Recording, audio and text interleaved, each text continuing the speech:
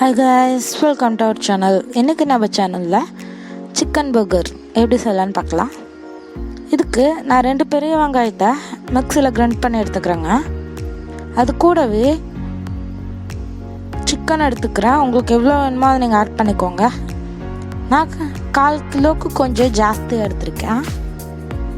அதையும் அதோட ஆட் பண்ணிவிட்டு 1/2 spoon red chilli powder,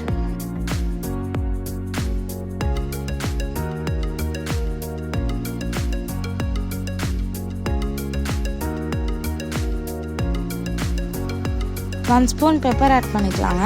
add பண்ணிவிட்டு 1 tablespoon chicken powder add பண்ணிக்கலாம். சிக்கன் கிரேவி பவுடர் இல்லைன்னா எக் கிரேவி இந்த மாதிரி உங்களுக்கு எந்த ஃப்ளேவர் பிடிக்குமோ அந்த கிரேவி மசாலா ஆட் பண்ணிக்கோங்க. ஆட் பண்ணிவிட்டு இந்த ஃபுட்க்கு ஏற்ற சால்ட் ஆட் பண்ணிக்கலாம்.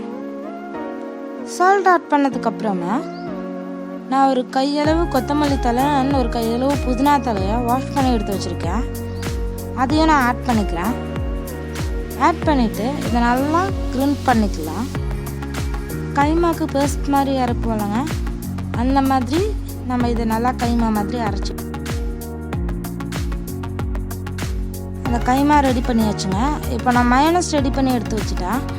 அது கூட டொமேட்டோ கெச்சப்பும் ரெட் சில்லி சாஸும் ஈக்குவல் ஆட் பண்ணிக்கோங்க. ஆட் பண்ணிவிட்டு அதை நல்லா மிக்ஸ் பண்ணி கொஞ்சம் சால்ட் ஆட் பண்ணி வச்சுருங்க.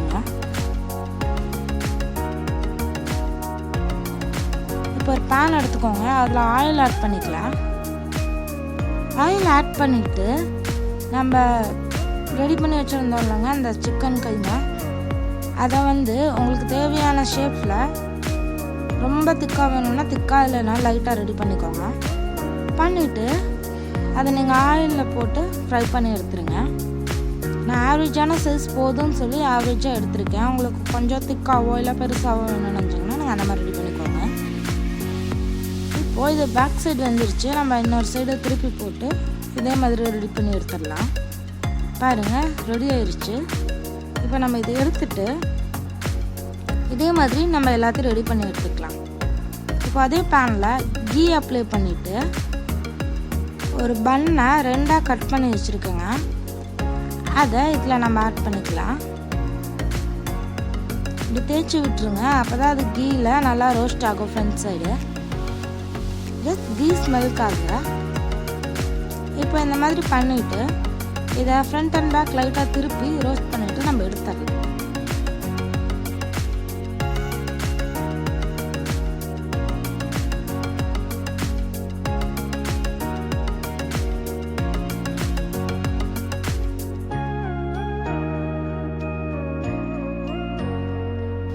பர்கருக்குள்ளே ஸ்டஃப் பண்ணுறதுக்கு சிக்கன் கட்லெட் மாதிரி ரெடி பண்ணியிருந்தோங்க. அது மேலே நான் ஒரு சீஸ் ஸ்லைஸ் வச்சுக்கிறேன். அதை நல்லா மெல்ட் ஆகிறதுக்காக இப்போ ஒரு பிளேட்டில் அது மேலே நம்ம மயோனஸோட அந்த கெச்சப்பில் ஆட் பண்ணியிருந்தோம்லங்க, அதை அப்ளை பண்ணிவிட்டு கொஞ்சம் நிறையாவே ஆட் பண்ணுங்கள். அப்போ தான் அது ரொம்ப ஜூஸியாக இருக்கும். ஆட் பண்ணிவிட்டு அதுக்கு மேலே கேபேஜ் வைக்கலாம். கேபேஜ் ஆப்ஷன்னாங்க, உங்களுக்கு வேணும்னா வச்சுக்கோங்க. அதுக்கப்புறமா நம்ம இங்கே வச்சுருக்கோம் இல்லைங்க 2 சைடு ஆனியன் வச்சுட்டு அதுக்கப்புறமா டொமேட்டோ வச்சுக்கோங்க. இதெல்லாம் வச்சதுக்கப்புறம் மேலே அந்த சிக்கன் கட்லெட் ப்ளஸ் அந்த சீஸ் இருக்கு இல்லைங்க, அந்த ஸ்லைஸ் எடுத்து அப்படி மேலே வச்சுருங்க. பாருங்கள், சீஸ் நல்லா மெல்ட் ஆயிடுச்சு. அதுக்கு மேலே இந்த பன் எடுத்து மேலே வச்சுட்டு ஒரு 2 மினிட்ஸ் அதே பேனில் வச்சு எடுத்துருங்க.